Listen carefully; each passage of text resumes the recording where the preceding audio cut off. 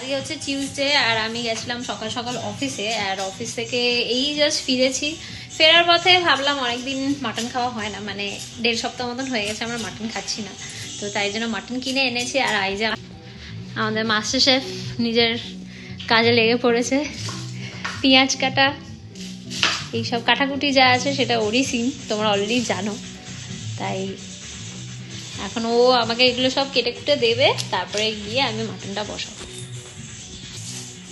আর আজকে ডিনারে এমনি তো মাটন করছি, আর মাসি করে দিয়ে গেছে হচ্ছে এঁচোড় চিংড়ি, না এঁচোড় চিংড়ি আর বেগুন ভর্তা।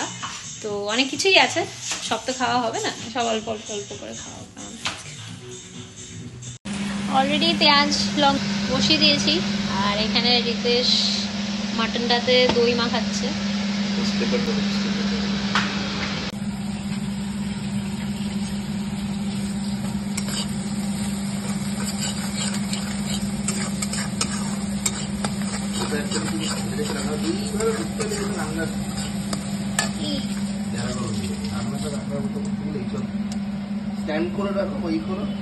তো এইদিকে মাটনটা অলমোস্ট হয়ে এসেছে, এবার প্রেশার কুক করব, আর সাইডে আলুগুলো একটু ফ্রাই করে নেব। আর এখানে রিতেশ স্যালাড বানাচ্ছে, তো শসা, টমেটো, পেঁয়াজ, গাজর আরও অনেক কিছু দিয়েছে, পুদিনা পাতা, তারপর ধনে পাতা, লঙ্কা, দই দিয়ে তারপর বানিয়েছে। আর এই হলো আমাদের ফাইনাল ডিনার আজকে।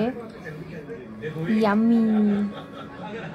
অবশেষে ডিনার হয়ে গেছে, আর আজকে একদম আমি সবাইকে সারপ্রাইজ করে দিয়েছি, কেননা ওরা কেউই জানতো না যে আমি মাটন নিয়ে আসছি। আর তোমার কিছু বক্তব্য? না, এরকম সারপ্রাইজ তো ভালোই লাগে, এরকম স্পেশালি যদি মাটনের সারপ্রাইজ হয় মিডল অফ দ্য উইকে। হ্যাঁ, তো ভালোই খেলাম। তার জন্য আমাকে অনেকটা খাটাখাটি করতে হয়েছে, পেঁয়াজটা কাটলাম।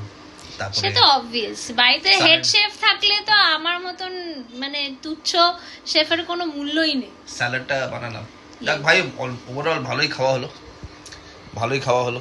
এবার একটু আমরা ল্যাদ খাচ্ছি, টিভি দেখছি, ব্যাস।